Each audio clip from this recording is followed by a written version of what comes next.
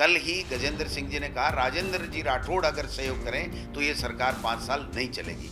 आप समझिए कि राजेंद्र जी राठौड़ को वो इस बात के लिए पटा रहे थे क्या कि मैं मुख्यमंत्री बन जाऊं, आप आपत्ति मत करो। मैं समझता हूं, और जो किसानों के साथ में केंद्र की सरकार अत्याचार अन्याय कर रही है, 150 दिन से धरने प्रदर्शन कर रहे हैं, उनके साथ में केंद्र के नेता आके मारपीट करवाते हैं, या चोर उचंगा कहा जाता है, खालिस्तानी कहा जाता है।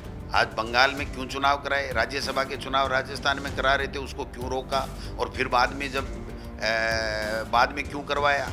तो ये तो केंद्र का विषय है ना, चुनाव करना हमारा विषय नहीं है। राजस्थान में 17 अप्रैल को 3 अहम उपचुनाव होने हैं, जिसमें गहलोत पक्ष की साख दांव पे लगी हुई है। इस समय हमारे पास मुख्यमंत्री अशोक गहलोत के अहम सिपहसालार और प्रदेश कांग्रेस के अध्यक्ष गोविंद सिंह डोटासरा हैं। डोटासरा जी, किस तरह से आप देखते हैं जो 3 उपचुनाव होने हैं, कैसी रहेगी कांग्रेस की परफॉर्मेंस? देखिए, तीनों चुनाव कांग्रेस पार्टी जीतेगी, क्योंकि 2.25 साल का जो ऐतिहासिक कार्यकाल राजस्थान की सरकार का है।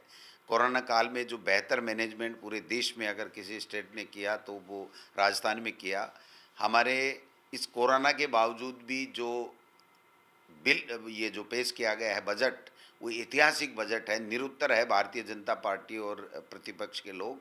तो मैं समझता हूँ, और जो किसानों के साथ में केंद्र की सरकार अत्याचार अन्याय कर रही है, 150 दिन से धरने प्रदर्शन कर रहे हैं, उनके साथ में केंद्र के नेता आके मारपीट करवाते हैं, या चोर उचंगा कहा जाता है, खालिस्तानी कहा जाता है। तो मैं समझता हूँ कि प्रदेश की जनता ये समझ चुकी है कि भारतीय जनता पार्टी केवल पूंजीपति अपने मित्रों के लिए काम कर रही है, और यहाँ की लोकल जो भारतीय जनता पार्टी है वो टुकड़ों में बटी हुई है, और मुंगेरी लाल के हसीन सपने देख रही है, मुख्यमंत्री मैं बनूं, मुख्यमंत्री मैं बनूं। और हर बार जनता का मुद्दा नहीं करके केवल एक मुद्दा लेकर के आती है कि ये सरकार 5 साल नहीं चलेगी। कल ही गजेंद्र सिंह जी ने कहा राजेंद्र जी राठौड़ अगर सहयोग करें तो ये सरकार 5 साल नहीं चलेगी। आप समझिए कि राजेंद्र जी राठौड़ को वो इस बात के लिए पटा रहे थे क्या कि मैं मुख्यमंत्री बन जाऊं, आप आपत्ति मत करो, या फिर कोई साजिश रचने के लिए जैसे उन्होंने पहले रची थी, तो उस तरीके से इनको और ज़्यादा कोई एजेंडा देने की बात कर रहे थे। तो ये जनता के चुने हुए जनप्रतिनिधि हैं, प्रतिपक्ष में हैं, तो जो सरकार की योजनाएं हैं उसमें कोई कमी खामी हो तो बताएं। जनता क्या चाहती है सरकार से, वो हम तक लेकर के आए। डोटासरा जी, सोमवार को कोरोना के आए आंकड़ों के मुताबिक 5,000 से ज़्यादा मामले और 25 मौतें पूरे प्रदेश में सामने आई हैं। ऐसे में गहलोत पक्ष का रोज़ मंत्रियों का वहाँ जाना, बड़ी बड़ी सभाएं करना, कैसे देखते हैं आप इसको? आपको लगता नहीं कि ऐसे समय में सभाएं करना, संबोधन करना, इतनी बड़ी चुनावी सभाएं करना ये तो अवॉइड करना मोदी जी चाहिए? को और अमित शाह को सोचना चाहिए, वो एजेंडा तय करके चुनाव करवाते हैं। आप बताइए, पहले करा लेते, 6 महीने हो गए, क्यों नहीं कराए उपचुनाव। आज बंगाल में क्यों चुनाव कराए, राज्यसभा के चुनाव राजस्थान में करा रहे थे, उसको क्यों रोका, और फिर बाद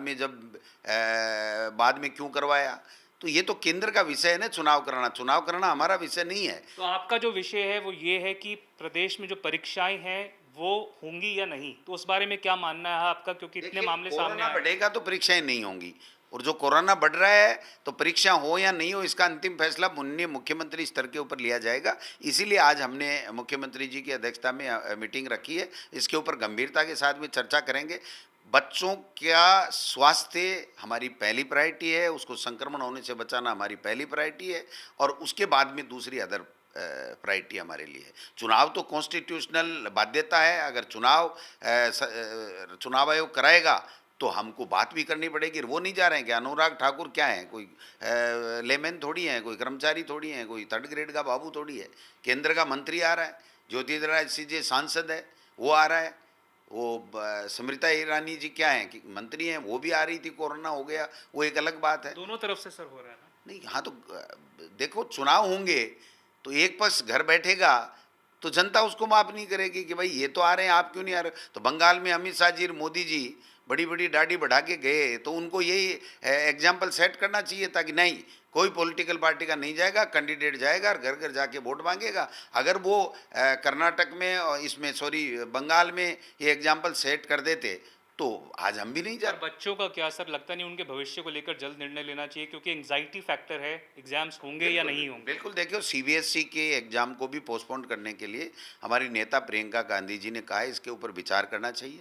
मैं भी चाहूँगा कि सीबीएसई के लिए केंद्र सरकार, सीबीएसई बोर्ड दोबारा विचार करे, और हम भी हमारी जो एग्जाम्स की डेट है उसके लिए आज दोबारा पुनर्विचार करके इस पर फैसला लेंगे कि हमारे बच्चों को संक्रमित होने से कैसे बचाया जाए।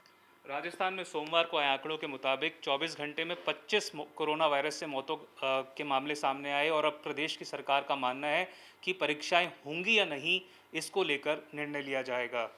कैमरा पर्सन निखिल शर्मा के साथ देवंकुर वधावन, जयपुर।